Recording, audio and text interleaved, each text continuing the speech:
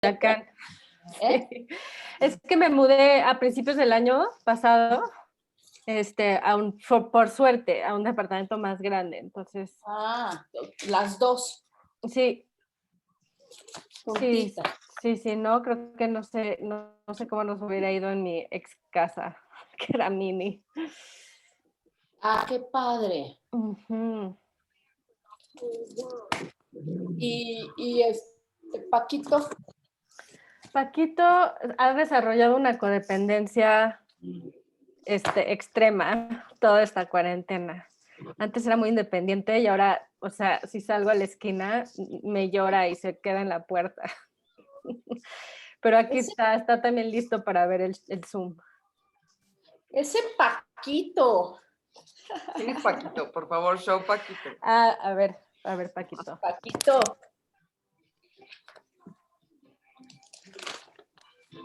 El anuncio de Dr. Pepper está buenísimo. Ese es Paquito. A ver. Dios mío, es gigante. Aquí está, es un gordito feliz. Está gigante ese gato. Qué divinura.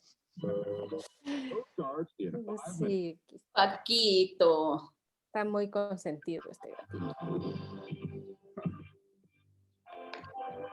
Permission. Oye, qué padres estos videos. ¿De dónde salieron? De internet. Es que el otro día que mi amigo Peter hizo su Twitch, tenía unas cosas padrísimas antes del video, o sea, pone cosas también como una hora antes y me encantó y eran todas estas cosas vintage y corrí a buscarlas a YouTube. Me encantan, la verdad. Sí. De hecho, es una de las cosas que me gusta más del Alamo Draft House. ¿Lo conocen? Yo no, solo le he oído de ti. Es que hacen una especie de pre-show que me gusta luego más que la película. O sea, por ejemplo, fuimos a ver una de Harry Potter y todo el pre-show eran cosas loquísimas de gente en Japón disfrazándose de Harry Potter para hacer como su fan film, ¿sabes? O sea, está súper bien curado, ¿no? Que era lo que quería hacer hoy, pero pues no me dio la vida. Está bien padre. ¿Qué archivo de Permission? Las palomitas, no sé si notaron que les echaban un chorro de mantequilla derretida ahorita en ese clip que pasaste de archivo de las palomitas, vertían un chorro de mantequilla líquida sobre ellas. Nuestras palomitas del vaticine con aceite de coco, muy sano. También las extraño. Sí. Pero bueno, puedes ir cuando quieras hacerte unas. Sí, pronto creo que vamos a transmitir desde el vaticine. Sería ideal. Sí, con fibra óptica, ¿no? Queremos que eso suceda.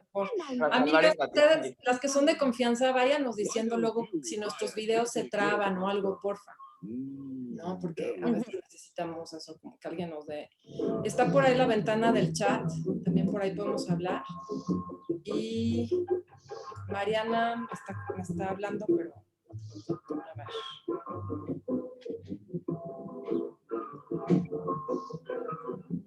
Pues ahora sí, ya casi. 8 minutos. Ay. Bueno, pues es hora de ir al baño, como diría mi mamá o mi abuelita cuando me llevaban al cine. Es hora de ir al baño y agarrar tu refresco para que ya te puedas quedar sentada. ¡Ya llegó al Coco! ¡Qué bien! No te oigo. That looks like a new house. Everything. No, it's new. Yeah, it's not. Well, that wall is very clean. It's very white. Hi. Hi, I hope everything works today, and if it doesn't, you can blame me now. I'll blame you, not Eliza. You can blame me too. I'm very good to blame because I always have bad internet, so you can always blame it on me. Like, it's the Postlan's Eliza's internet that is horrible. Hi. I told Viviana I am the queen of the dramatic pause when I'm speaking. If somebody else is managing the advancing of slides, so we'll be fine. Okay, you maybe want to learn one word in Spanish, like siguiente. Siguiente. Okay. Siguiente. Can you give it to me in the chat so I can see it? I'm a visual language learner. Okay. I've come to this conclusion. Let me go and say siguiente. And then you're expecting a lot that I'm going to actually remember it in the moment. That is very bold. Yeah. Siguiente. Siguiente, siguiente. Ay, se acabó. Sorry, I've been learning Italian. The G is soft in Spanish. Pero se parece mucho el italiano y así. Pues ahora sí, everybody out there, get ready, do whatever you need to do because the show is about to start. Bring something to drink. ¿No? Sí, yo ya vuelvo. Sí, yo tengo aquí mi caballito. Miren esta cosa que tengo aquí, de Halloween. Ay. ¿Viste? Uh-huh. Isabel, ¿ya llegó? Muy bien. Oye, Isabel, te digo súper rápido porque ya no hablamos, que va a empezar ahorita el pre-show con Ann Coco.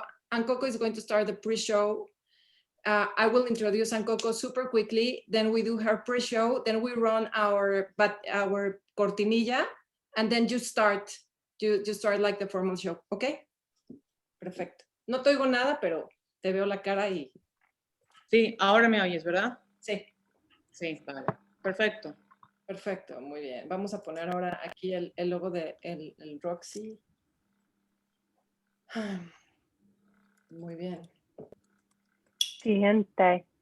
Siguiente, muy bien. Muy bien. Sí. Hola, Ann. Hola. Uh-huh. Perfecto. I'm practicing my little bit of Spanish. Poquito. Poquito. Poquito a poco. Es parecido. It's very similar to Italian, and so. It is, yes, but just dissimilar enough to keep a girl on her toes. Oye, Ann, so we were talking about the Oscars. So Whoa. Is it going to be a live ceremony with people, or is it going to be just a digital ceremony? You know everything. Honestly, I know there's going to be something. I can't really say what. There will never be another, I don't think, I hope not.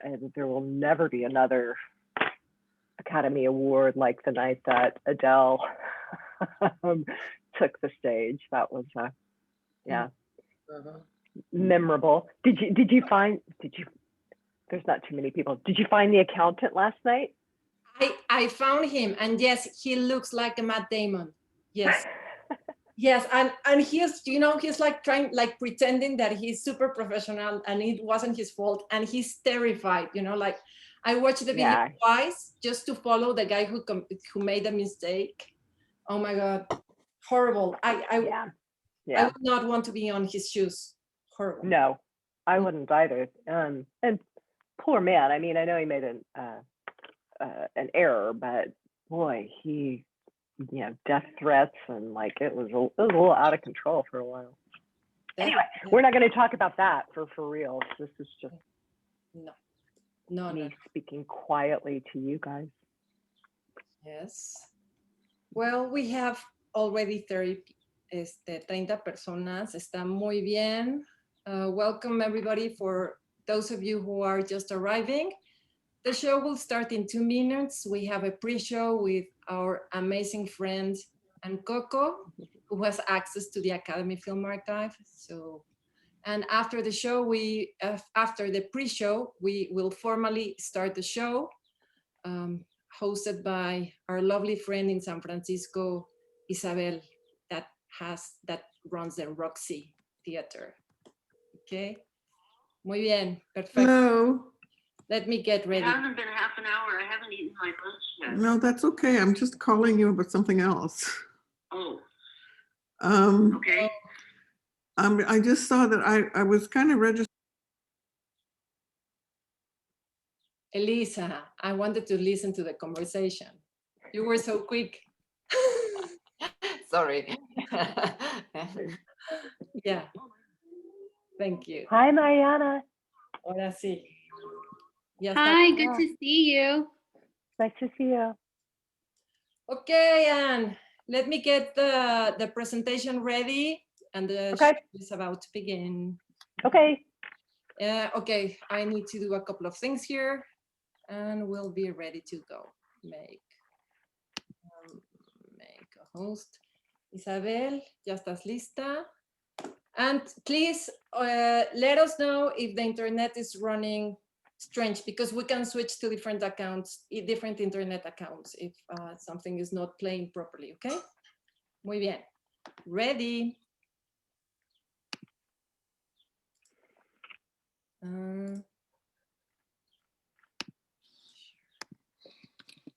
Okay, ¿se ve? Can you see your presentation, Anne? I can. Okay, ahora sí. So welcome everybody to our first show of the year. Please turn on your cameras. We love to see everybody. It doesn't matter what you're wearing, what you're drinking, if you're eating. We love to see people eating and drinking and in pajamas. So hello, welcome. Of course, our lovely friend Ann Coco, she's always amazing and she always looks great. I don't even think she ever wears a pajama. So let me pass you the word, and thank you so much for doing this introduction. Thank you so much. Absolutely, it's a delight. Happy New Year, everybody. I know a number of you have sat in on these before, and this looks vaguely familiar to you. I'd like to just repeat it at the beginning of all of these so that people kind of know a little bit about the library where I work. So for those of you who don't know me, Viviana introduced me by name. I'm Ann Coco. I am the head of graphic art collections at the Academy of Motion Picture Arts and Sciences, Margaret Herrick Library. This slide is really just meant to give everyone a very broad overview of the collection and the kinds of things that we have. We've been collecting material since the late 1920s, and we continue to do so to this day. Siguiente. Go to the next, Elisa. Sí. Siguiente, gracias. Our funding comes from the annual Academy Awards telecast, and as you guys might recall, today's guest has what is sure to be the most memorable experience ever on stage. I had a different slide here that I was hoping for. I think we've got a different version. If you want to go to the next one, Elisa, we'll go back and forth a little bit. It's okay, it happens. Is this the one that you? There we go. So our guest today has what is certain to be one of the most memorable experiences ever on that stage. And controversies aside, this annual production is our most well-known activity, and it funds the work that we do in the areas of film preservation and education. Elisa, would you go back to the slide just before? There we go. So almost all of the examples in today's presentation come from the collection that I manage with the help of the folks that you're seeing in this slide here. It's a great collection, and it's made even better due to the hard work that they perform in the areas of cataloging and digitization and access. And they make it possible for researchers like yourself, I hope there's some researchers out there, to make connections based on their area of subject specialization. So I was thinking about today's program, and Viviana asked me to think about the idea of inspiration. And as you guys can imagine, inspiration takes a ton of different forms, and everybody's inspired by different things. So I asked her if she would go back to Adele and ask if Adele could name a film that inspired her. And this was her answer. Go twice, please, Elisa. Right? Nope. Okay. Sorry, we got it. We've got an old version here. There we go. This was what inspired her. And this is a conceptual drawing that we have in the collection for The Nightmare Before Christmas. It's illustrated by an Aussie by the name of Dean Taylor. And what I find super interesting about Adele's response is that this is an animated film that has a wholly imagined world. And her movies, Adele's movies, the movies that she produces, while they are in service to stories that are set in places that we don't often see on screen, they are very much rooted in the real world.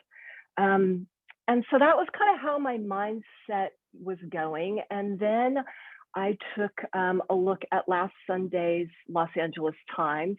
If you go backwards one for me, Eliza. I was reading the LA Times and they were interviewing the director of the Sundance Film Festival, Tabitha Jackson, and they asked her about her earliest movie memory. And she mentioned this decidedly dark animated film from 1978. And she says to the Times, "I can recall it vividly and it traumatized me for the rest of my life." She goes on to say that the importance of the film was driven home for her when her father died, when she was an adult. And after her father's passing, she was really transported to the memory of watching this movie for the first time with the fresh awareness that it had given her a way to understand death and loss. And so really honestly, without meaning to, I put together a presentation for you guys today that is solely about animation and puppetry in film. So that's going to be my theme. If we could head, I think, 2 up, please, Eliza. By the way, it's Viviana. Sorry, Viviana, get on it. I am sorry. There we go. One more. Sorry, that was just an added extra that I don't really have comments for. There we go. So one of the collections that we've been working on quite a bit at the library is a recent acquisition. It's called the Richard Balzer Pre-Cinema Collection. Richard Balzer was a Renaissance man, there's no better way to describe him, based on the East Coast. And he was truly, truly fascinated by the idea of shadow play and how, and the roots of shadow play in the history of cinema. And that just interest and fascination led him to put together what is arguably the world's foremost collection on that subject. So you see on the left an Indonesian shadow puppet from the Richard Balzer Pre-Cinema Collection, and on the right from 1926, a Lottie Reiniger puppet for Prince Ahmed. The arms of the shadow puppet, the Indonesian shadow puppet, you can see that they're on sticks and that the joints at the shoulder and the elbow are joined so that they can have movement. And that is very similar to what we see in more contemporary puppetry in film. Viviana, for the next one, please. So this is from Where the Wild Things Are. And on the left, we see a really great drawing where you've got the artist is using blue and red pencil to mark the distinction between what we actually see on camera and what we don't see on camera, all of the people that are necessary to operate this really giant puppet. And then what we have on the right is a variation on that puppet, but this time the puppeteer is inside, he's on stilts, or she is on stilts. And again, she's got these arm extenders that are helping move the arms of this giant puppet. If we could go to the next one, please. So Brian Strode built a career illustrating fairies. He worked with Jim Henson on The Dark Crystal and has said that their early collaboration on The Dark Crystal led to conversations about making another film together. And that's the film that became Labyrinth. And these are 2 of Frode's drawings for that film. On the left, we've got David Bowie's character. I believe he's the Goblin King. This is for you, Viviana. And on the right, we've got a conceptual drawing of one of the Goblin puppets.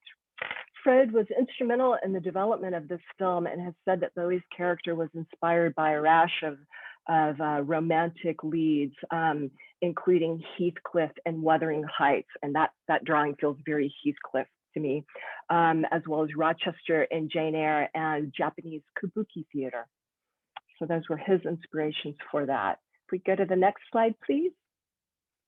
So you really see the Henson Company's sense of humor. It's evident here in this drawing for Miss Piggy, which was based, it is by Helen Rose, and it's based on a very famous costume for Lana Turner in The Bad and the Beautiful. The drawing of Miss Piggy was one of a series that was commissioned for the Great Muppet Caper, and it was, it used Hollywood studio era costume designers as a jumping off point, as a promotion with a Los Angeles based department store. If we could go to the next slide, please. These next two are from the 2016 stop motion animated film Kubo and the Two Strings. This stop motion animated film used computer technology for both the film itself as well as the conceptual art. So this is a production design drawing for Kubo's village, a rendering of the concept there, rendered by Nelson Lowry. And if we go to the next slide, we're looking at two works by the costume designer Deborah Cook. So the Costume Designers Guild recognized Cook's work on this production with a nomination for Excellence in Fantasy Film Costume Design. And this was the first time that an animated film was recognized for achievement in that field. In talking about her influences for this specific costume, she mentions the fashion designer Issey Miyake. If we could go to our next, please. Ivan Earle was a costume designer who worked at the Walt Disney Studio. He really focused his work on color palettes. He had this really great, very stylized way of drawing. And this is a production design drawing or conceptual drawing for Sleeping Beauty, the animated Sleeping Beauty. And to our next slide. We've got from the Frank Thomas papers. Frank Thomas was one of Disney's 9 old men, and his papers that are at the library include these two pieces from Mary Poppins. And so what you see on the left is a still image that he took from, they had invited a group of dancers in with the idea that they wanted to see how dancers would move as if they were penguins. And so you can kind of see that they're moving about a little bit like penguins. And then on the right, a really early concept drawing that he has for the finished sequence in the film. And then in our next slide, we see what that looked like. So this has a digital background as well as a couple of celluloid overlays where they've painted the penguins and then they've cut out this photographic image of Dick Van Dyke to give you a sense of what that looked like. Isn't it great? I like it too, Elisa. All right, and finally, our last slide that's really pretty. This is from what's considered, it's a very much a cult film, very obscure animated film made by Richard Williams. It is commonly called The Thief and the Cobbler. It was over 20 years in its making, and it trained a whole generation of filmmakers, animators, including Andre Deja and Eric Goldberg, who went on to work on Disney's Aladdin. I cannot look at this character without thinking about Jafar in Aladdin. Tom Moore, who is one of the founders of the Cartoon Saloon, perhaps you've seen their film Wolfwalkers, I think is the title of the film that they've got out this year. Really quite fantastic. He says that as a college student, he and his roommate saved all of their money so that they could buy the largest TV that was available on the market so that they could watch this video and freeze frames and really study the work that went into this production. So a very influential film, not widely known by everyone, but pretty interesting. And that does it for me today. We could take a look at the very last slide that I have. It's really just text so that you guys know where to find me if you've got questions, give you a little bit of background about the collections that I used here today. I wish everybody a happy new year. I hope that we can actually see one another in person at some point in this year.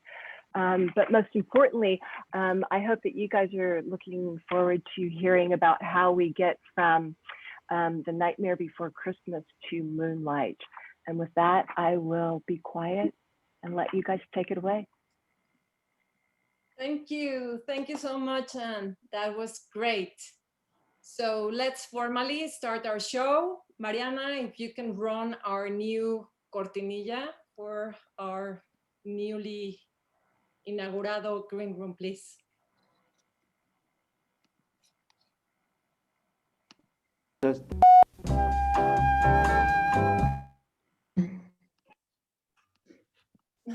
Cariñosas.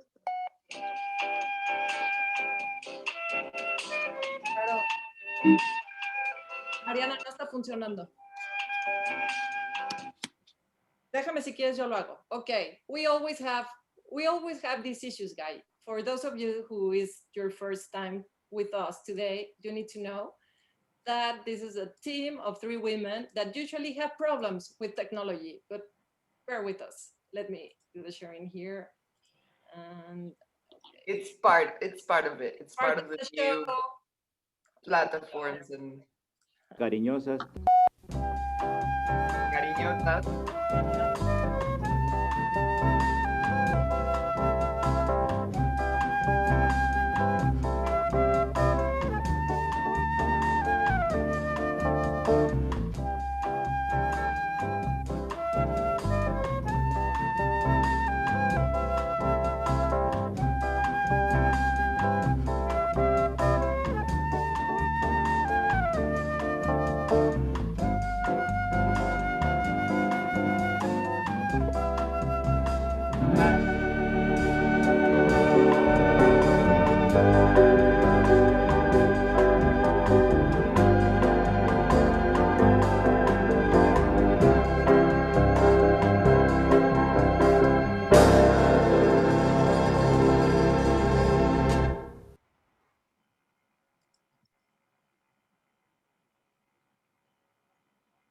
Isa. Welcome. I see Adele, that is already connected also. Isa is Welcome, going to start the Adele. show. Isabel. Voy. Ujú.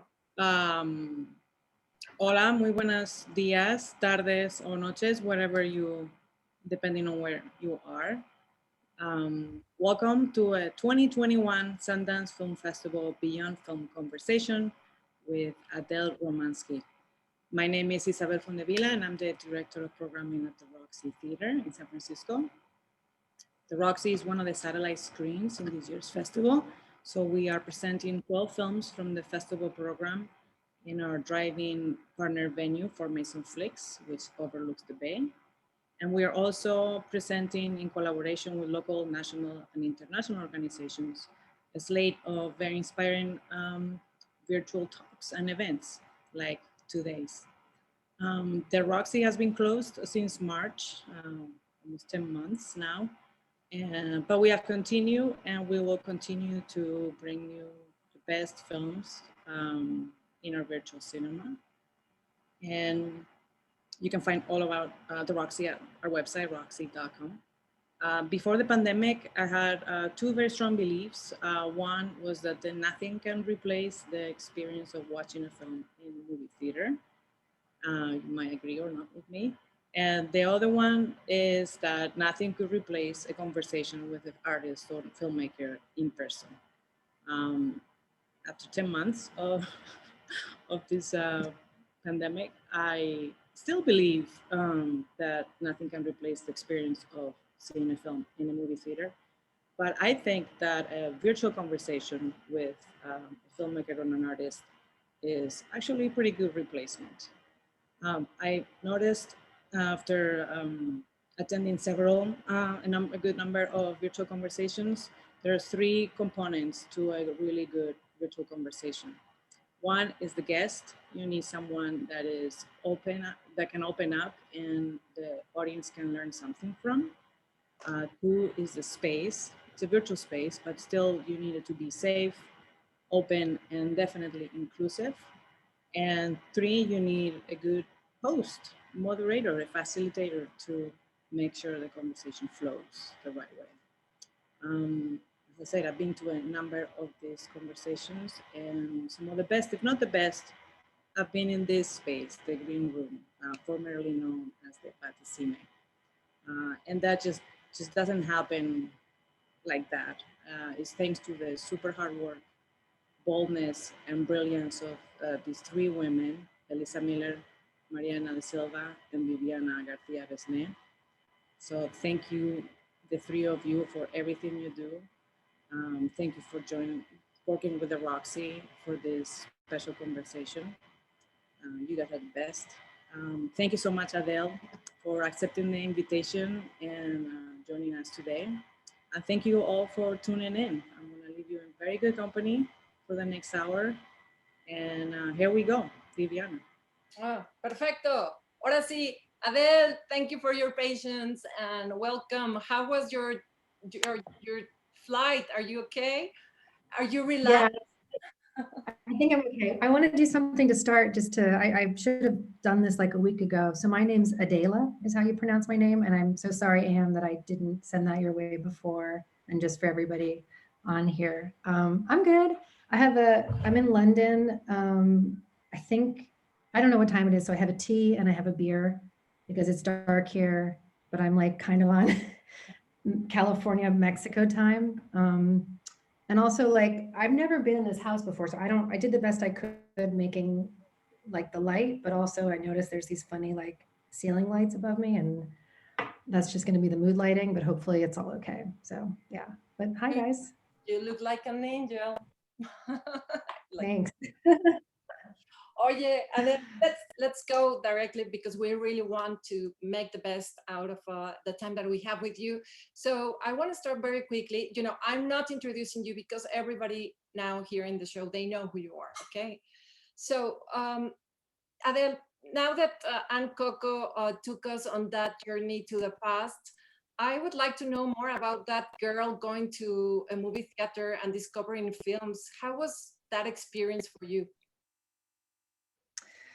First of all, that presentation was so cool. Thank you, Anne, for putting that together. And yeah, I guess I've been thinking a lot about animation. You know, we're doing, myself and my partners at Pastel are doing a new Lion King film, which is it's an animation, it's in a new technology, it's in a live photoreal animation, which is so different from the films that Anne presented and different from the films that I came up on that got, first sort of got me excited about movies. And yeah, like I think Dark Crystal was one that I also mentioned to you, Viviana, and then thinking about like those early, they're before I was born actually, but I watched them every Christmas, like the claymation Christmas films that would come on every year. And like, those were the first wave of movies that really, and I think that's what happens, right? Like as a kid, you're kind of only allowed to see kid appropriate content, and yet somehow I was watching The Dark Crystal, which totally fucked me up for a long time. Like that movie is so scary. But it really grips your imagination. And I think that's like imagination and fantasy for me was the way into storytelling, which has become more grounded and more dramatic in practice. But it all started from this early place of like pure fantasy and magic and the animation world. And Adela is how you pronounce it? Yeah, I'll answer to anything, but yeah. Adela.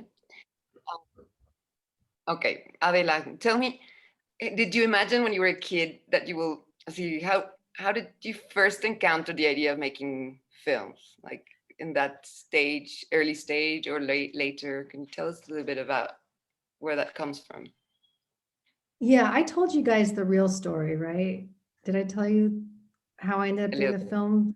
Yeah, which is not a thing I ever talk about because it's morbidly embarrassing, but I will share that story here, which is I loved film when I was a child and a teenager, but didn't understand how that craft worked, like how it was possible to be a person participating behind the scenes to make a film. I grew up in a small town in suburban Florida, like a retirement community, basically on the beach. And what I saw of cinema was the actors, right? Like actors and directors are really who we know in the early parts of our lives, unless you're so fortunate to be having greater proximity to filmmaking. Like, you know, the actors, those are the people you identify as responsible for the films that you go to see, right? So I was like, I'm going to be an actor. That's how I'm going to be involved in making movies, which is the thing that embarrasses me so much, because I'm a terrible actor. Not because there's anything wrong with being an actor. In fact, it's such a hard job. I just happen to be really bad at it. And so I went to college pursuing what I thought was going to be a career as an actor, where I was fortunate enough to very quickly meet the kids that were part of the film program at Florida State University. And that was sort of the first aha moment for me in terms of like all of the work that goes into actually making a film in collaboration and all the myriad of jobs behind the camera that might be more appropriate for me than acting, which is kind of how I came to be. And then there's another story for how I eventually came to producing, but yeah, that's how I came to be a filmmaker. Amazing story. Never tell that story. I probably will regret telling that story. I mean, I told you guys the story at coffee, but I've never publicly told that story. Do you have a favorite actor, like for someone you were really inspired by? Gosh, I don't know. It's been such a long time, but like, you know, I remember being excited when and this will put my age, I guess, but like being really excited to track someone like Philip Seymour Hoffman when I was coming up, because he started off like, and I was always interested in people that were in the character work and eventually became, you know, leading men and women work. So that's kind of who I was tracking, I guess, as like a younger person, those kinds of actors. Oye, Adele, and I also want to go because it doesn't matter. I think it doesn't matter what road you took. You are already here as a successful producer, which I think it's the role that you like in cinema. But before that, can we go to one of the first films that you produced, and what do you think it was going to be your role in film before? You told us that you wanted to be an editor. Tell us more about that and how you switched from that idea of being... Está cortando.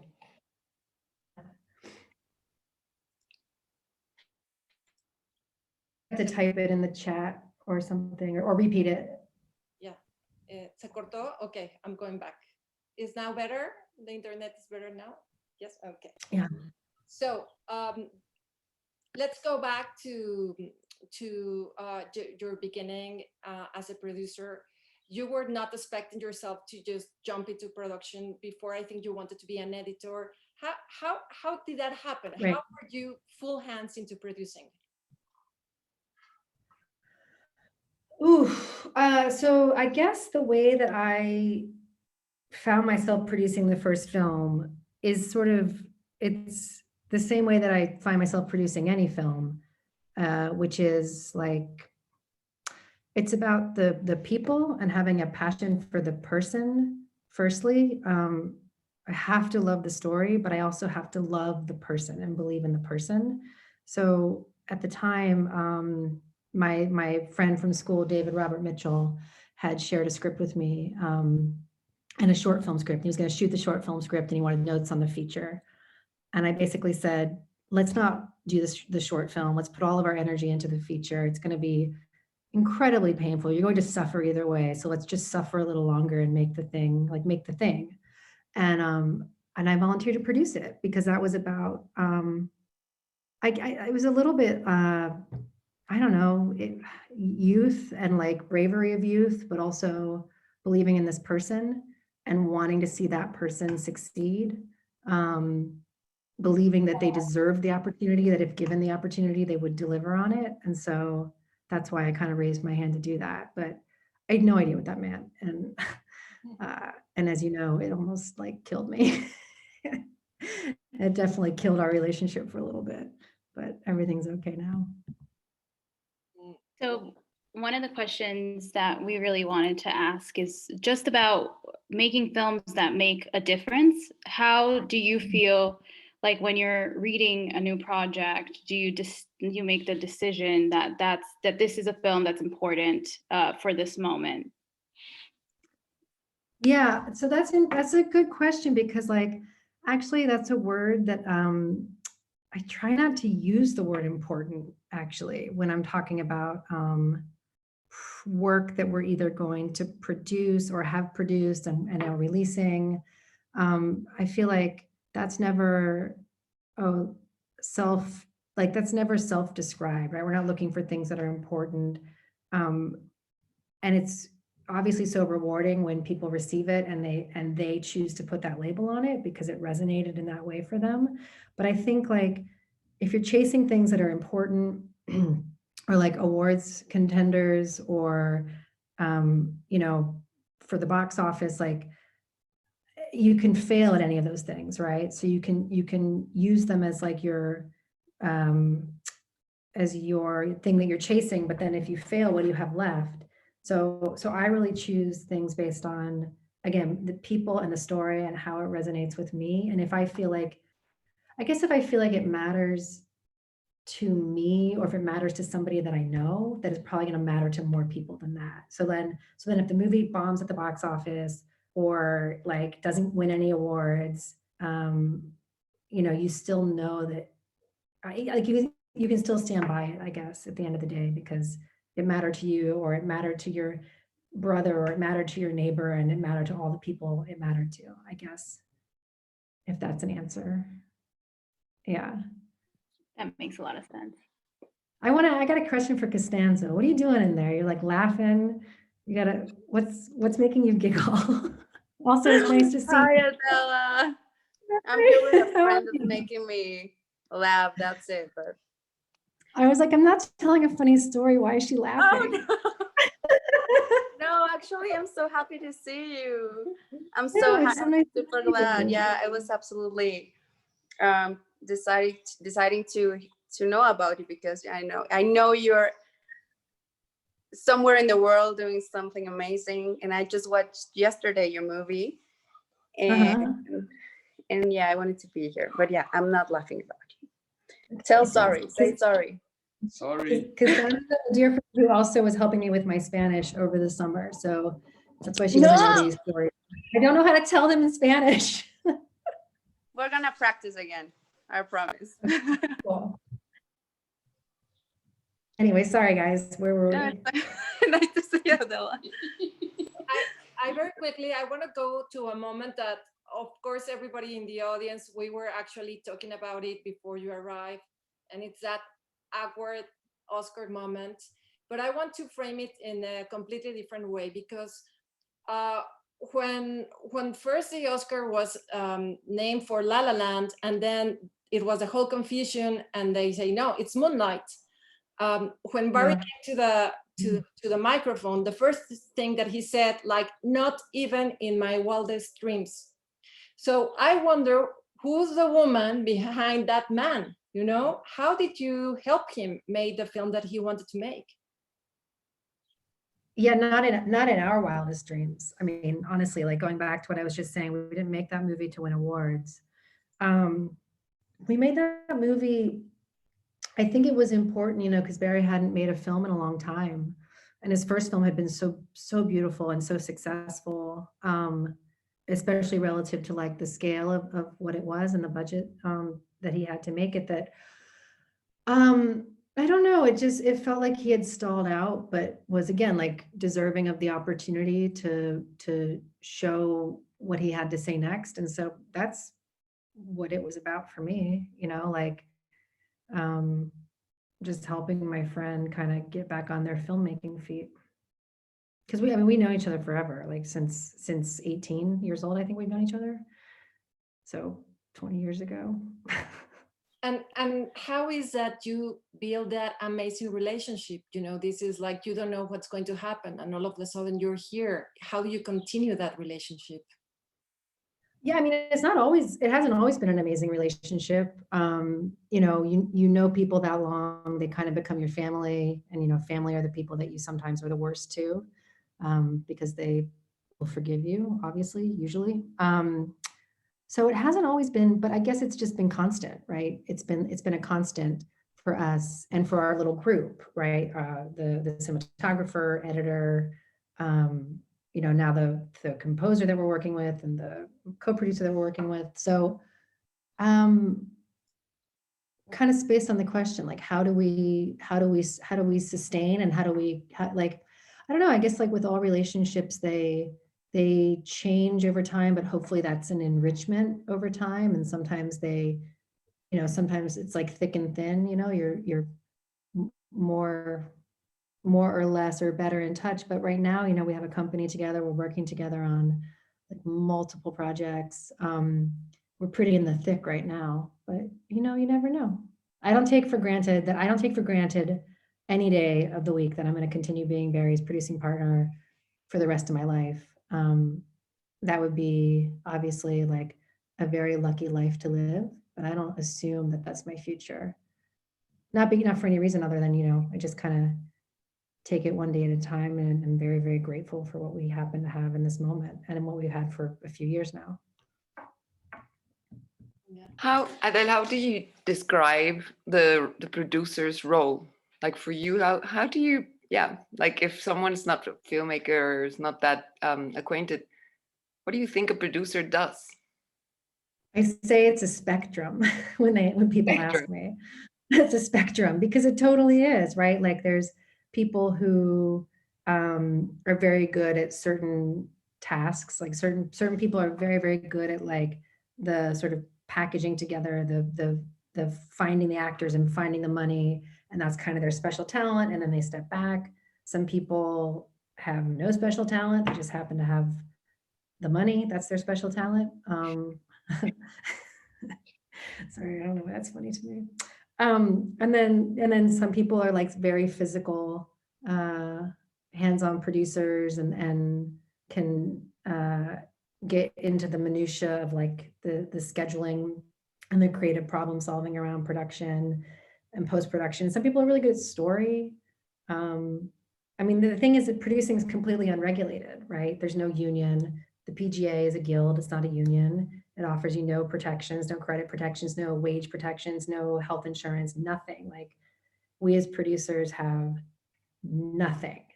And I say that now in a moment where I'm very secure, finally, and I don't have to stress about, like I just got official health insurance through my company for my job for the first time this year. Like just to put perspective on that, like finally we can afford to have health insurance as professional people. I previously only had health insurance through my marriage. So,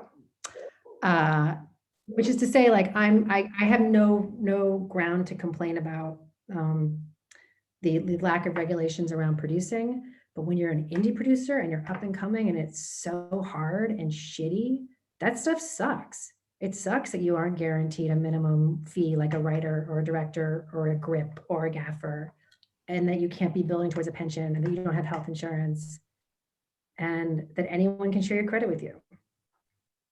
Sorry, now I'm just complaining. What was the question, Lisa? No, sorry, this is the room to complain. This is the room to complain. Yes. I'm just complaining, but that's not my problem anymore. And everyone always told me, I was so like, I'm going to start a union. Like I'm going to take on the lack of a producers union. I just don't have time right now. And everyone told me as soon as you have the time, that's because you'll probably never have the time. But if you do, you won't care anymore. It won't be your problem anymore, right? Because you'll have financial sustainability and you'll have the things that you're saying you don't have now, and you won't care anymore about the fight. Which is not true, but a little bit true, to be honest. Like it's lower on the list now in terms of things that I'm like given, oxygen to every day. And going back to the producer's role, but in a more human way, because it's very different if you're producing a film that you know it is going to be a blockbuster, then you have like certain rules to do that. But in these films that you have been producing, I see that there are films that have a vision and a purpose. So where is your role there? How you, as a person, not as a producer, are involved with the stories that you are bringing to the world? For me, like personally, right? Or okay, that's the best way I know how to talk about anything. I think for me, historically, I've really enjoyed when the relationship starts between me and the filmmaker at the point at which it's only a script or maybe only an idea for a script. And I am able to learn very quickly through that process of development on the script and then, putting the film together that like there's a real want for my opinion and an appreciation for my creative input.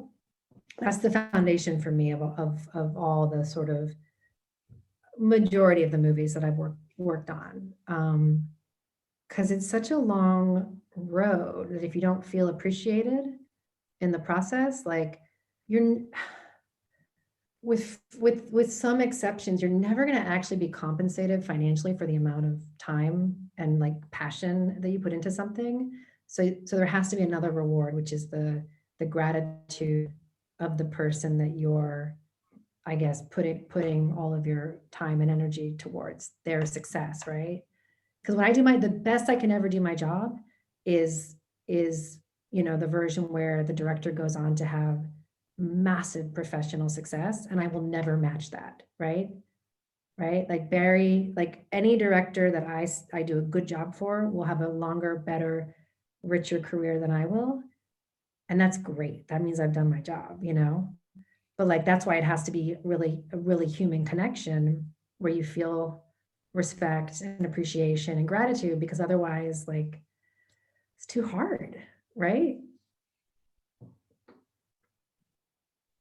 I have one question.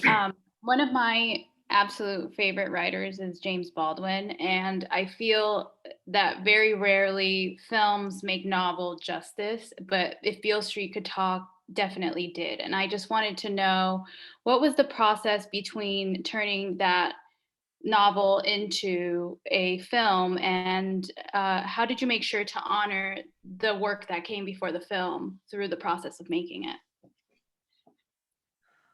Honor the word. Yeah, I think there's obviously immense pressure around that one because it's Baldwin, probably like the greatest American author, in my opinion, ever. And his works hadn't really been adapted. We were the first English language adaptation ever. And funnily, the second adaptation of that same book, they had adapted it as a French film in I believe the 90s.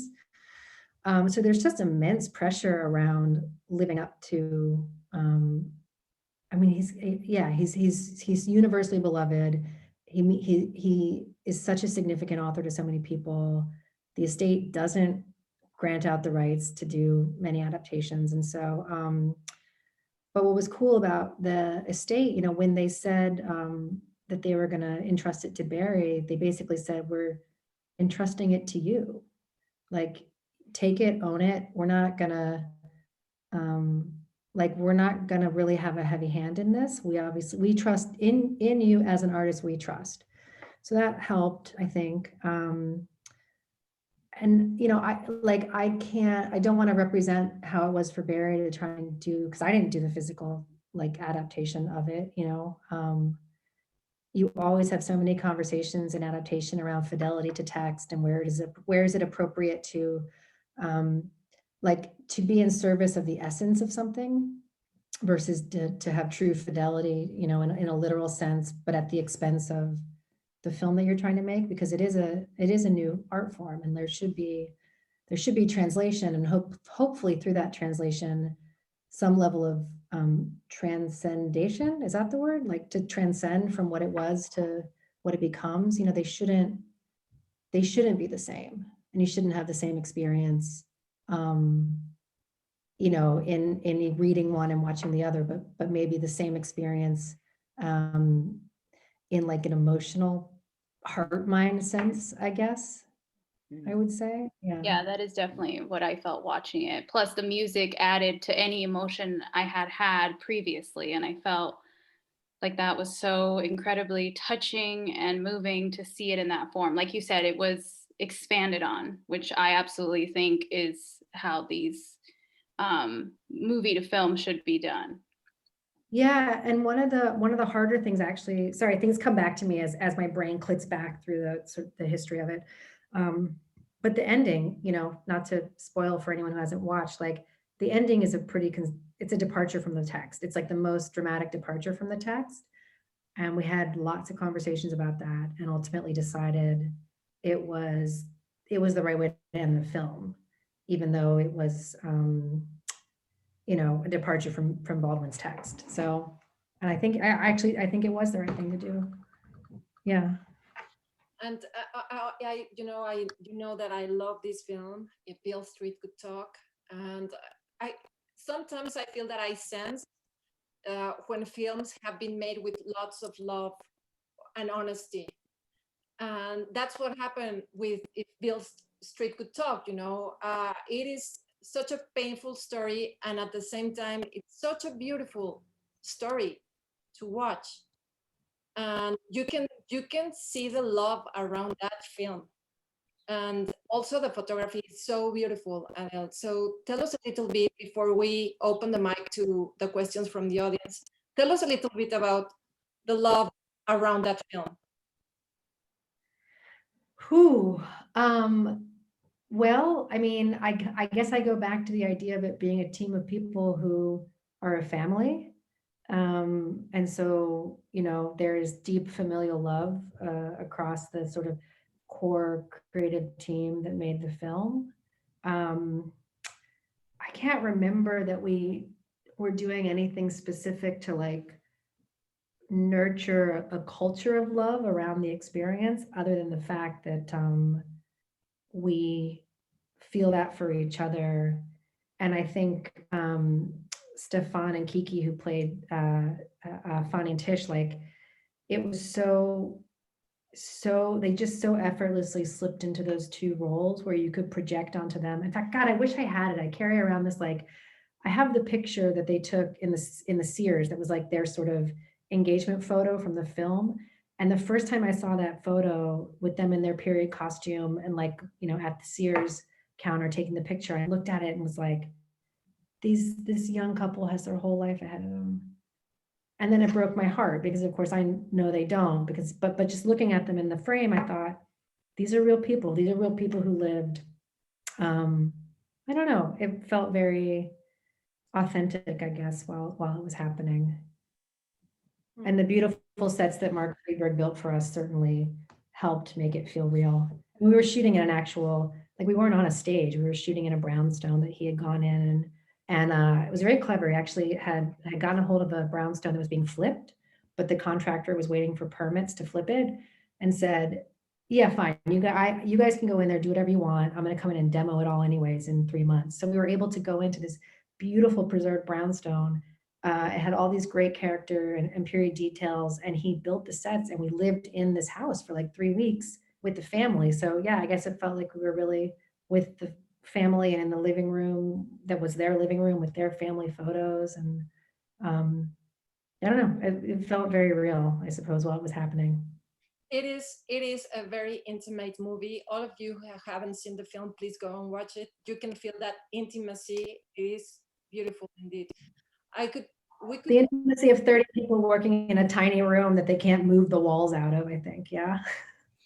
Yeah, but it is, you know, the photography of Moonlight and If Beale Street Could Talk, it is really beautiful. But let me pass the microphone to our people in the audience, and Mariana is going to help us with that. So who starts first, Mariana? So Moses is here. He's an incredible filmmaker. So Moses, are you here? Yeah, hi. Hi, Adele. Thank you so much for doing this and everything like that. I really enjoyed Moonlight a lot, as well as If Beale Street Could Talk and everything like that. And I just wanted to know, you know, from your perspective, you know, what was, you know, the difference between producing those two films, and how was your experience? The difference between producing Moonlight and Beale? Yeah. It's interesting, like Moonlight, we had no money, truly, and nothing to lose in a sense, because we were trying to like certainly reclaim Barry's career, but in failure, we were just back at Barry still not having his career. And there wasn't a lot of money on the line, and therefore it was physically, emotionally, and mentally brutal to do that. But on Beale Street, it was a little bit more comfortable because we had resources. We had Annapurna backing it at that point. There was still not quite enough money to do everything exactly how you wanted to, but very, very comfortable compared. I had a chair, for example. I had a chair I could sit in and look at a monitor. And sometimes I could have a parfait, it was a different experience from Moonlight in that sense. But suddenly there was a lot of external pressures that didn't exist before. And we always said that we didn't see those pressures. Barry, more than anybody, just declared I'm in a vacuum and I don't see that, and I'm just here to do the job I'm here to do the best I can. But I would be lying if I didn't, say that I was conscious of the fact that people were looking at this as a follow-up film to something, versus Moonlight was not perceived as a follow-up film. So, and if that didn't get at the question you were asking, go deeper, because I'm happy to go deeper. Oh, that was perfect. Thank you so much. Okay, cool. So next we're going to go to Chris. Chris, are you here?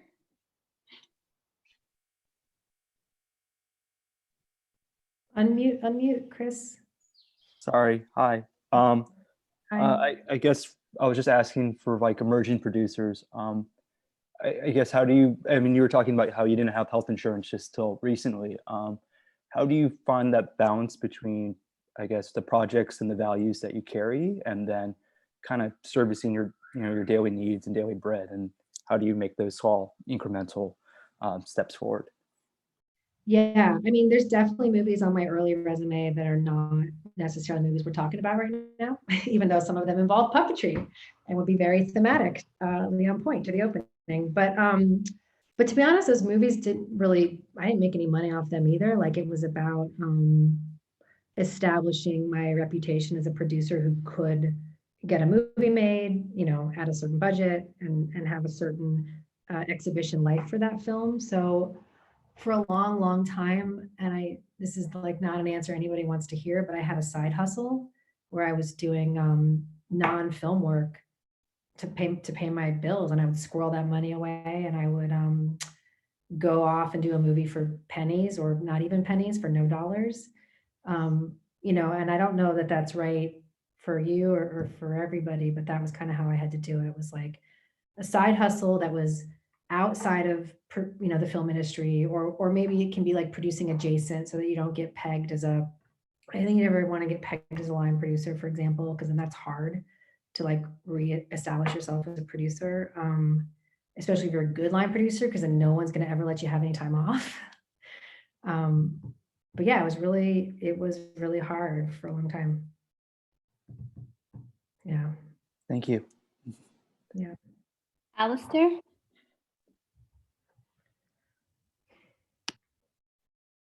Hi. Hi. Thank you for your beautiful films, Adele. Thank you for watching.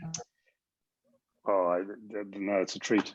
And I apologize in advance because this is going to be a complicated question. It's about representation. Some more beer and I'll listen to you. Okay, yes, go ahead. I think representation is about time. It's become a big issue in the arts in general, not just in cinema. And there's this question about who gets to tell whose stories, who gets to tell the stories of different communities. And I think Moonlight, if Beale Street Can Talk, they're universal films. They're absolutely stunning works of visual poetry.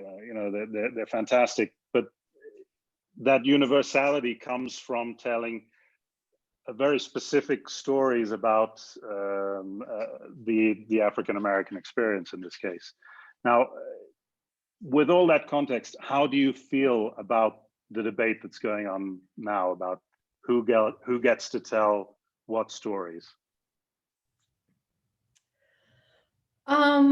Yeah, it is complicated, right? I think, so for starters, if somebody brings something to me, a screenplay or an idea for a screenplay, And I feel like there is something inherently universal, as you say, about it. Like, I'm not really looking at, who's the writer, who's the director, is it a white man, is it a black man, is it a woman? Like, if you share something with me that is like singular and undeniable, I want to make that thing, right? That's kind of it for me, I guess. But you're asking like in the larger conversation, it's tough. I cringe when like a white person tries to bring me a story, but that should be a black story or some other person of color should be at the helm of it, and like that's their effort to because you're right, like I don't want to see another story about like some white dude doing white dude things. You're right, I don't. So I appreciate that you're bringing me something that's not that, but like, ooh, authorship, I don't know, like that's kind of the debate you're talking about, right? Like that whole sort of, or no? Yeah, no, absolutely. It gets complicated, doesn't it? Because often I think these stories can be universal, but do you have a right to tell them if it's not your direct experience, or don't you? Anyway, it's a complicated issue. You have a right to tell if it's not your direct experience. I think it really depends if you have something to bring to the conversation that is worthy of telling. Not just because like you're a fan of the world or the characters and you happen to be an excellent writer. I think like there has to be something to the perspective that's elevating it. But yeah, it's tough because everybody, I don't know. Anybody else want to answer the question? No. Let's mute Alistair. Let's just mute Alistair. No more Alistair. I'll mute myself. No, it's a fair question, and it's something that like comes up not super often in our offices, but like sometimes something really interesting comes through, and the person wanting to tell it might be a total expert on the subject, and at the end of the day, we're just like, no, because it's not actually authentically their world, And we're a small company, we're very bespoke, we can only do so much. So, we don't have like a long development slate anyway, so we're very, very choosing in the first place. But yeah, that's the real. I have a question. Hi, I'm Kip. And are you looking for any new projects at this time? We're always looking for new projects. Like I said, we're busy and we don't take on a lot, but we also, don't want to ever get too comfortable. Like we have enough going on, you always would hate to miss something because you said you're too busy. Right, great. So how can I get my script to you? You can send it to Kat. She's somewhere on this call and she'll read it. And if she likes it, she'll tell me. Awesome, thank you. Rain Pastel, you can email it to Kat. Okay, thank you. Kat, type your email in the chat, Kat. Okay. I want to ask you a big favor. We have a list of questions of people who very early started writing those questions, and we're going in order. If you could just help us keep that order. We can also have a conversation on the chat window. Okay, Mariana. Yeah, so we're going to go to Belen next.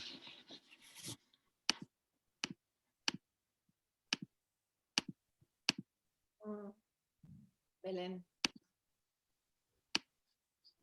Are you here? Y si no, se la pasamos a LG. LG, are you ready? Hi. Yes. Hi. Okay, perfecto. Oh, hi. Sorry. Sí. Tú. Okay. Hi. Adele, thank you for your time. My name is Lorena. I had a question. I guess you sort of kind of answered it, of how you find your material. How do scripts come to Pastel? I know that's the production company. For example, the last film I just saw was Never, Sometimes, Rarely, which I really enjoyed. So just how did you attach yourself to produce that, and just other, I mean, so never, rarely, sometimes, always, which is a mouthful. That director, Eliza, and I had met each other on the festival circuit, like, I think in 2012, which I think kind of speaks to how I find a lot of the stuff that I attach to. Again, it's like it comes back to person first. It's always about people. It tends to be people that I start relationships with. Like, y'all can send your scripts to us, you know, and like maybe Kat will read them and she'll like them and she'll tell me about them, or but like when it's coming in cold and we don't know each other and we don't have a relationship, we haven't sat down and like we're kind of having a drink right now, but like really sit down and have a drink and actually get to know each other.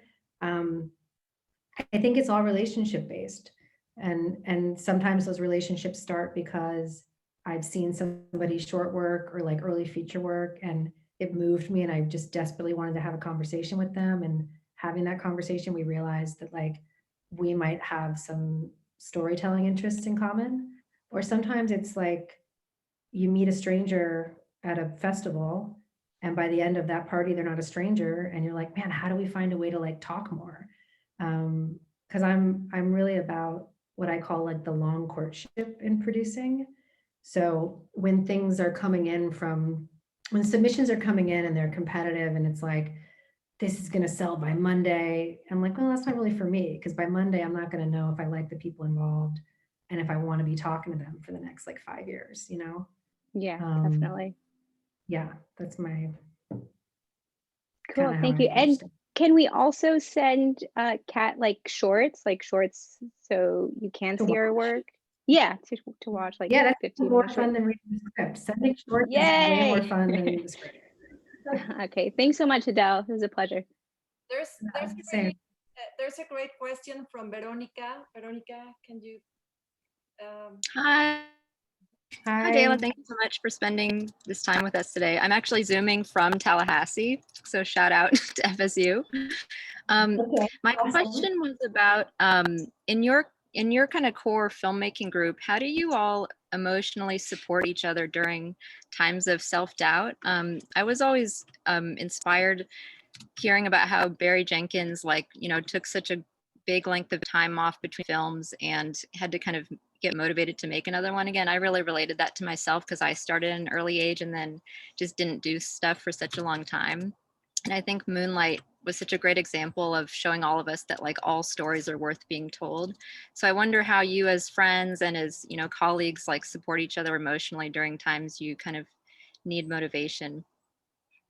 Yeah, that is it, right? I mean, that is the question.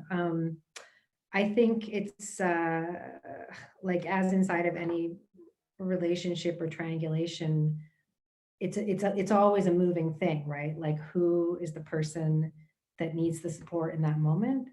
And I think, like to your very good point, a lot of times right now, you know, you or I should say like in the director producer relationship, usually it's the director who's the one needing the emotional support because they're the most vulnerable, like at all times, I think. And then just to flip your question a little bit, like you do have to kind of ask as the producer, like, well, where am I getting my support from? And like, who's taking care of like my needs, my emotional needs right now? And it probably will not be the director usually, and it probably shouldn't be the director. So I'm a big proponent of producing partnerships because I think that's where you can find someone who is living your same experience. And like, you shouldn't be venting to the director anyways. Like that's not good for their process for you to be venting at them, you know? So I think that's what's really high functioning about Pastel right now is that it's a one director, two producer tripod. So I think you have two people who are able to support Barry, who like is just one of the hardest working people that I know. He's just across a lot right now. I don't even know that I could support him by myself anymore, but like I think between me and Mark and his partner Lulu, like hopefully he's getting what he needs emotionally. And then Mark and I can turn to each other and kind of be there to kind of pass it back and forth. And then I have a whole community outside of the people that you're even mentioning that are like my, you know, indie film producing ride or dies, and we're always on speed dial to each other too. So you just have to build this like big, what are those called? The things that get put together, some kind of superhero thing. You have to build a big one of those that can basically support the community, because it's a community, right? Yeah. Thank you. Yeah. Perfect. I really believe that's why you always have to treat people kindly, regardless of who they are. Let's go to Isabel. Thank you again, Adela, for being here. My question is, what are things or questions that you wish filmmakers would ask you less of, and what are the things that you wish filmmakers ask you more? What do I wish? I'm just saying it back because your speaker is a little funny. What do I wish filmmakers would ask more, and what do I wish they would ask less? Yeah. Never been asked that question.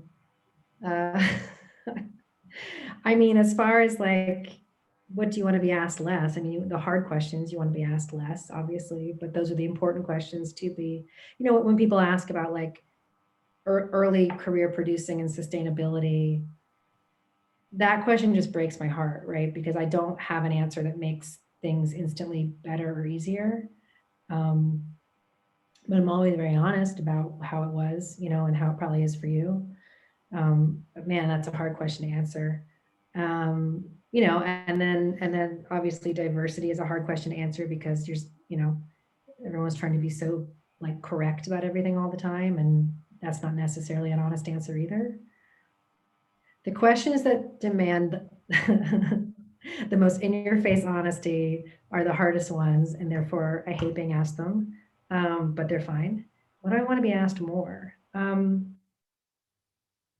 I don't know. Actually, I thought, Veronica, your question was really interesting, just about like, how do you get to a place where everybody's emotional needs are being met inside of the film, like filmmaking ecosystem. I think that's an interesting subject. Honestly, Isabel, I'll answer other questions and something will pop into my head and I'll pivot back and be like, oh, I wish somebody would ask this. Thank you. So I'm going to step here for just one question and tell everybody that we have time to 2 more questions, and then we wrap the program, and then we continue to our after party. All of you who wants to stay, we will just talk in a much more relaxed way. Adele, we are all going through these really strange times, and we are, you know, like some days we feel wonderful, some days we feel terrible, and you're also a human being, and we guess you also feel like that.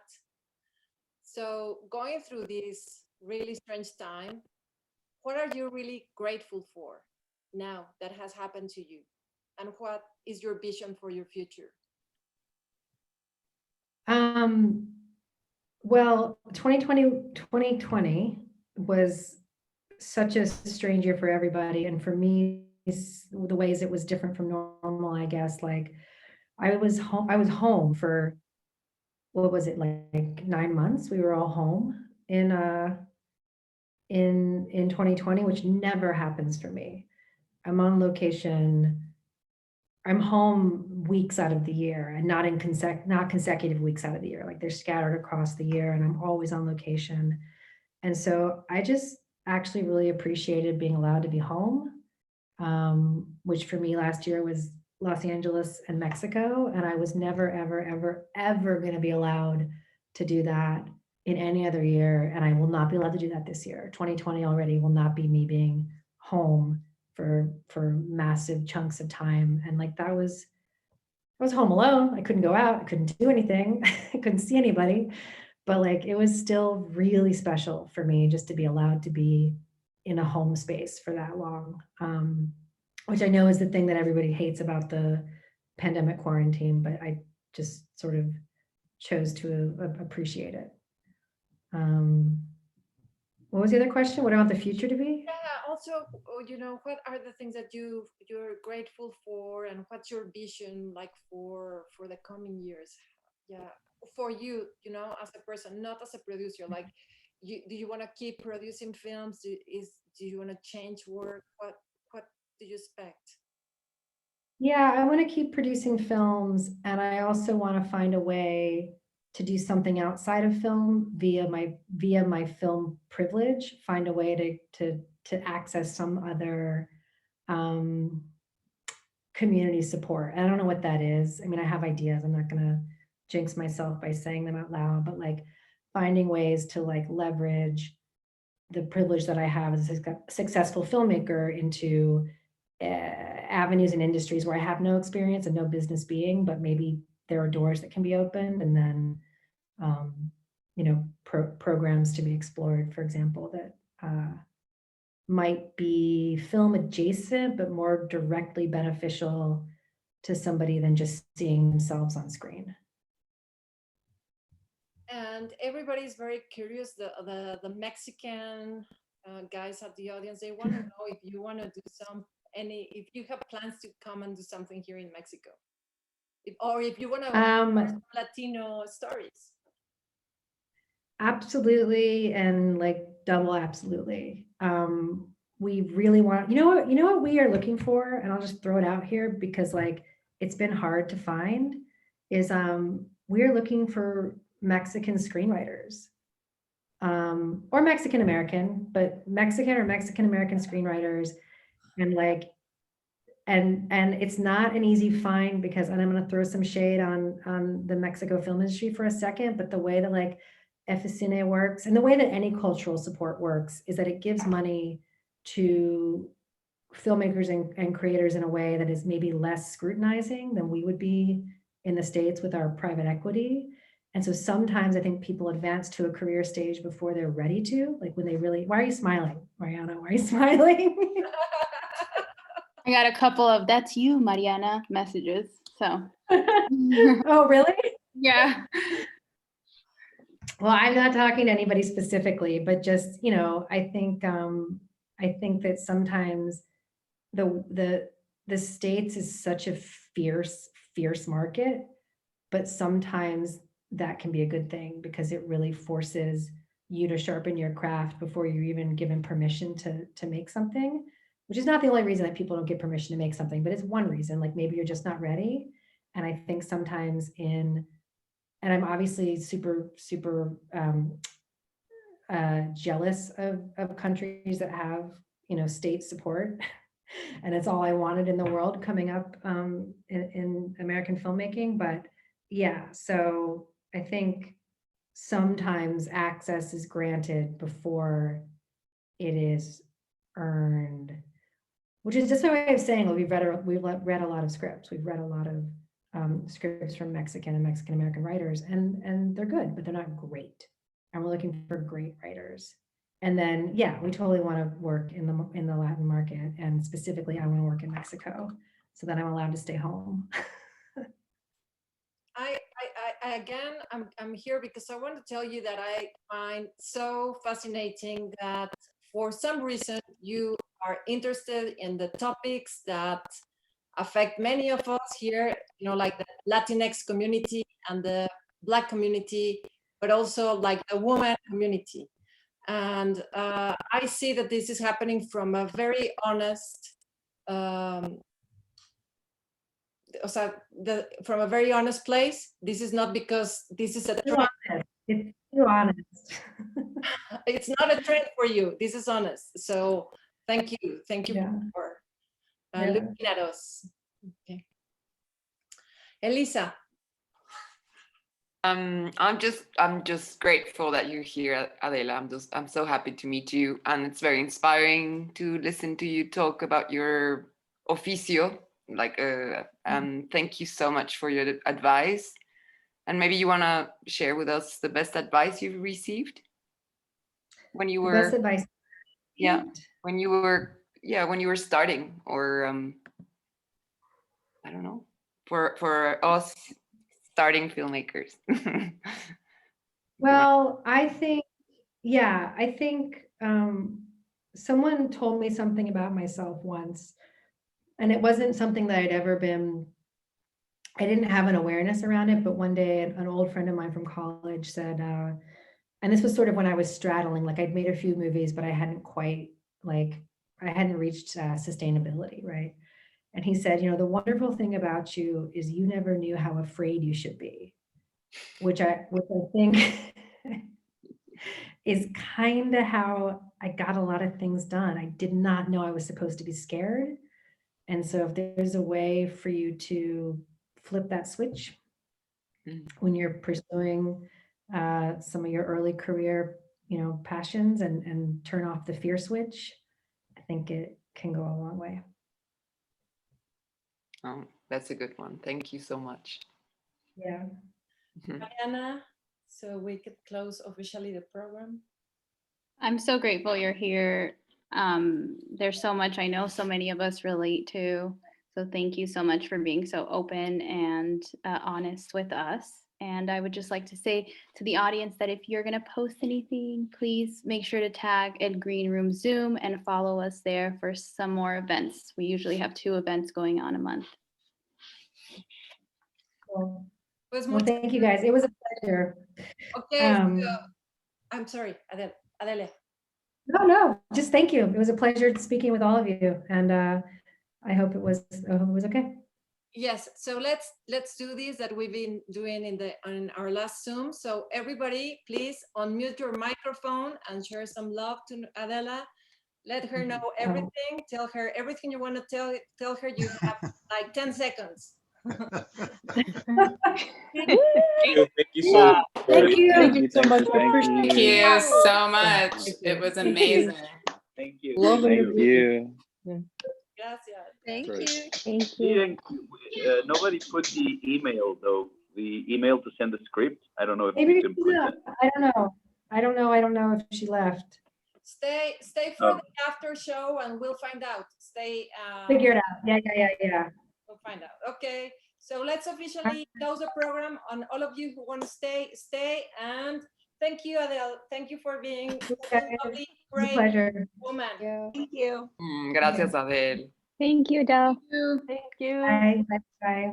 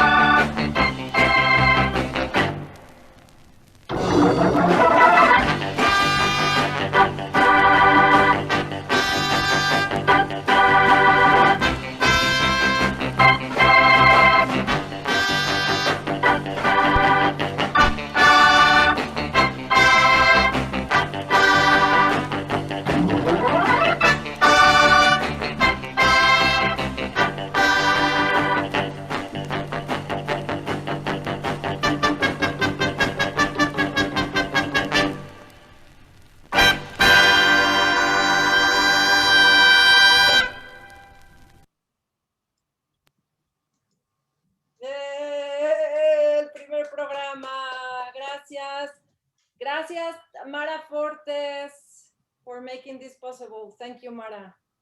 De nada, qué padre. Sí, estuvo muy And y gracias Ann Coco for for that intro. Ann, thanks so much. It was amazing. Yeah, Increíble. Are you eating, Anne? Show us what you're eating. Yeah, I'm sorry. I had to eat or I was going to tip over. It was really exciting. It was oatmeal. Hey, Viviana, tell us, do we anticipate seeing the restoration of a particular film anytime soon? Of which of the restorations? Which one do you want to see? Batwoman. Come on, Batwoman. Yes. So the thing with Batwoman is that it's been postponing because the premiere is going to be in Rotterdam, but you know Rotterdam has been ha estado posponiendo. So now it switched from February to summer. We'll see. We'll see. Yes, but I am thinking that maybe we can do like a special program here. Get Maura Monti. For those of you who don't know, oh my God, Batwoman, aka Mujer Murciélago. It's an amazing science fiction film, Mexican, with the first Batwoman ever as a leading role. And we are restoring that film with the support of the Academy Film Archive, and it's going to be a blast. So yes, we need to do, and I'm sure you will have some treasures that you can share, right? Maybe you can do drive-in cinema, no? ¿Dónde? Yeah. Pues I feel like there's gonna be a mini boom of drive-in cinemas in Mexico. Yeah. It's more of a hope, but it's also super hard. I think our friend Nico Celis tried, and he had a drive-in cinema in Cuernavaca for almost all of the 2020, and he had to close because it's so difficult to sustain. I mean, Cuernavaca is difficult. That's where I'm from. There, I grew up there. It's a difficult town.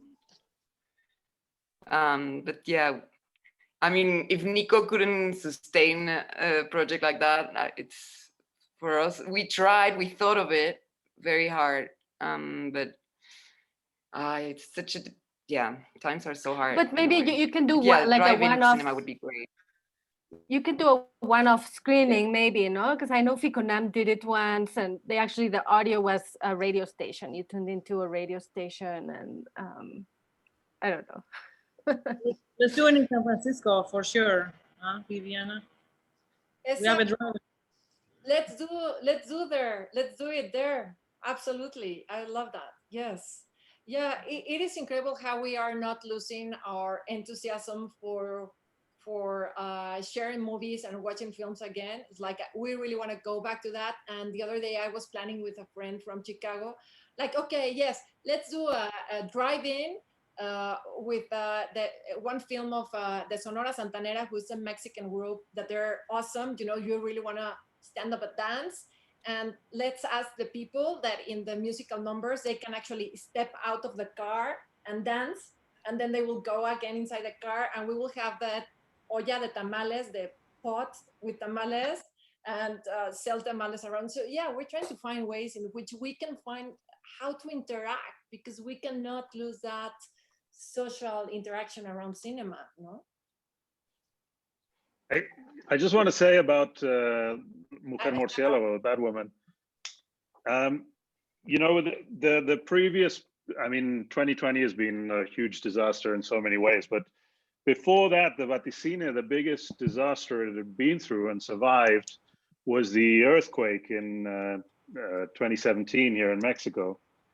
And the Vaticine was closed for a while after that. And, there was fundraising, and thanks to that, it managed to reopen. And the reopening was marked by 3 outdoor screenings of 35mm prints of 3 very different films. One was a Santo movie. One was Carlos Regadas, Luz Silenciosa. And the third one was Batwoman. But it was a completely unrestored Batwoman. So it was all magenta, you know, but it was a fantastic screening, you know, with a outdoors on an inflatable screen. on 35 millimeters, and it was packed, and everyone loved it. I mean, it's that film's it's a blast. So it wouldn't be the first time that Batwoman has had an outdoor screening, if it could happen now, you know, hopefully. Yeah, it will happen. I'm super excited. We have a new member of our Patreon who, you sustain us. So thank you so much, Sandra. I think she has her camera turned off, but thank you so much for being a part of this family that is here trying to survive and keep inspired and not stay in bed every day, all day. So take off at least the top of the pajama to get in the Zoom. Exactly. So who is wearing pantuflas? At least wear a shirt. Yeah, I'm still wearing mis pantuflas. I love it. I just found out about Bachicine today, and this is incredible.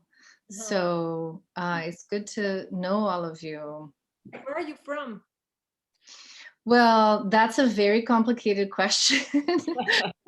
I used to say a third Brazil, a third West Africa, and a third New England, but I live in Berkeley. And I'm a screenwriter and I teach screenwriting. And so I told my students about it, and it's good for me, it's good for them. So great. We have several cases like yours here in the room. There's another, like Alistair also, he's from nowhere. He's from many different parts of the world. And I think we want that back. We want to be from all over the places, but now we're stuck only with one place. Yeah, but when you're from nowhere, you also have all those different voices, which is why I thought your question was really interesting, Alistair, right? When you're I mean, if you're kind of drinking from different fountains, and it sometimes can feel a little bit constraining or restricting, but again, it's a debate which, I mean, it's rooted in these very complex and weighty issues. So I think we have to tread very lightly. Mm-hmm. I'm curious, whereabouts in West Africa? I lived in Senegal and Guinea-Bissau from ages 10 to 16, and then after college in Abidjan in Côte d'Ivoire. And my first film festival was FESPACO in Ouagadougou, which is a great film festival. I suggest to all of you. It kind of made, honestly, Sundance and others feel like, oh, it's not that intimate. It's not under the open air. And I ran a program in San Francisco for years that was outdoor cinema. So it's fun to hear all of you talking about drive-ins, and there's a wonderful, I have a soft spot for outdoor cinemas. Yeah.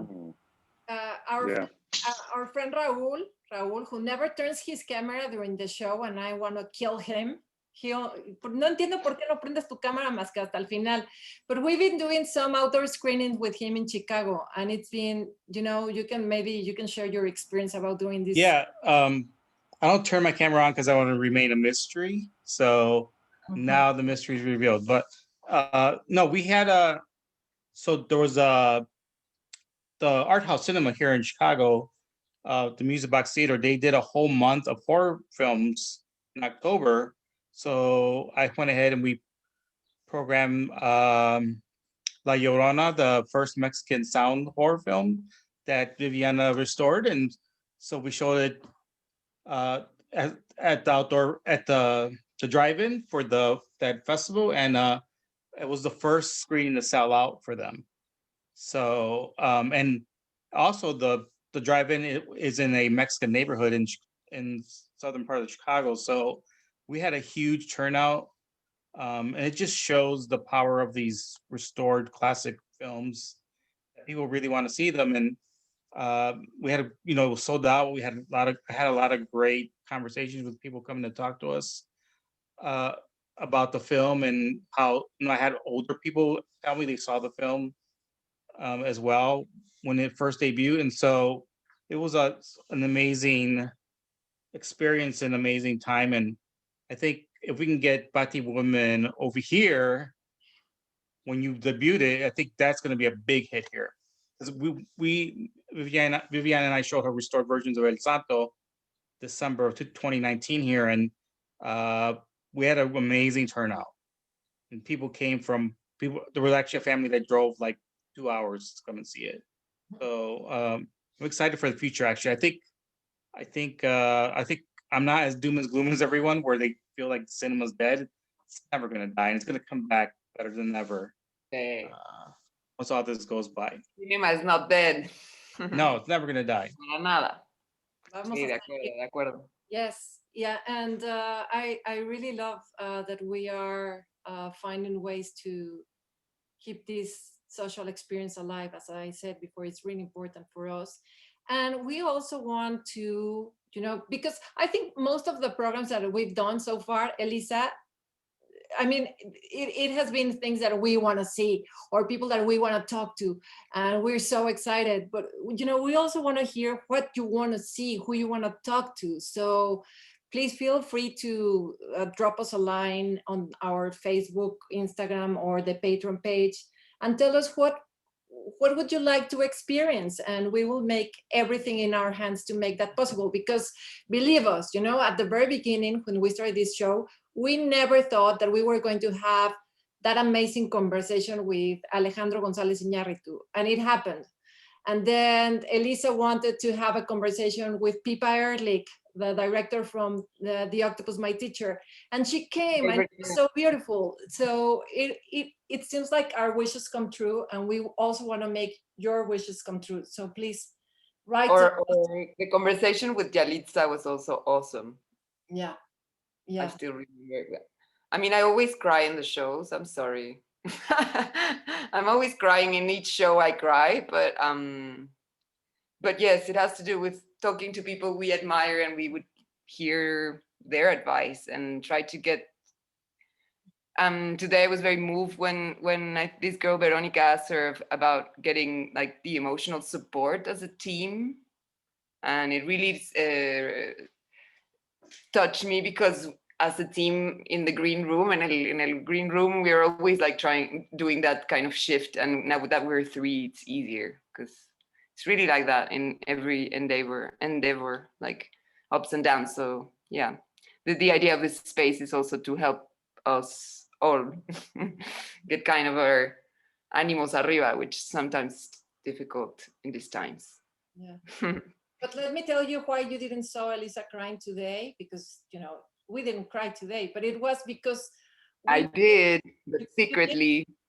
Secretly. Well, I didn't, because we had a lovely lunch, social distance lunch with Adele, and it became, like it was just, just pour your emotions, just complain, let it go. And after that really long talk, we felt that we were so clean. And it is so beautiful that you can actually talk to someone you admire just as a person, because that gives you the power that you're also a person, but you can also achieve incredible things. And that's what we want. That's how we want to feel. Yeah. Isa, thank you so much. Thank you so much for doing this for us. We had more people today that maybe will become a part of our family. Thank you. So thank you. You guys are amazing. Elisa. Yeah, I found these gafas that I can use so you don't see that I'm crying. I think it's a very good one, no? This Zoom is getting very yeah. Thank you, Isabel. We love your cinema. It's great, the things you're doing. I wish I could go to the drive-through Sundance special to Roxy tonight. I'm wearing my t-shirt. I'm wearing my Roxy t-shirt. You look good. Yeah, but I need a new one. It's getting too old. We have to make more. Yeah. We have to make more t-shirts. We run out. So I am going to celebrate my birthday now. I've been so stressed with this new green room stuff. I was doing that, the graphics for the entrance until the very last minute. And I was afraid that everything was going to go wrong. As always, something goes wrong, other things go well. So I'm gonna go drink now, and thank you for everything. Yes, I'm going to celebrate now. Woo! Happy birthday, Bibi. Thank you all, and see you on our next show that probably is going to be something related to Sundance. But we need to talk to you, Isabel, because we have on board Eliza. Who we have on board, and what do we need? Well, we have on board this film called Son of Monarchs. It is Mexican. Yes, our friend Tenoch is one of the actors, and also I spoke to Alexis Gambis, the director. And I already saw that they had a Q&A for Sundance, so we might think of having a conversation differently with these guys. But I think it could be interesting to have a film that's screening, premiering in Sundance virtually. Yeah. Absolutely. Yeah. Isa, are you going to host a screening of that film that we could use and we can partner again? That film is still, I don't know what the distribution situation is. We will have to talk to Alexi about it. Okay. Which is Alexi, no Alexis. Like Adele as Adela. Whoops. I call her. We did a conversation with Cinema Tropical with him. Yes, that's what I saw. Mm-hmm. Great. He's a fascinating character, and we love to do anything with you. Okay. Yes. So we'll. Yeah. Gracias. Send us your ¿cómo se dice? Requests. Sus deseos son órdenes. Your dream program. Meeting. Okay. Program. Gracias. Bye. Bye.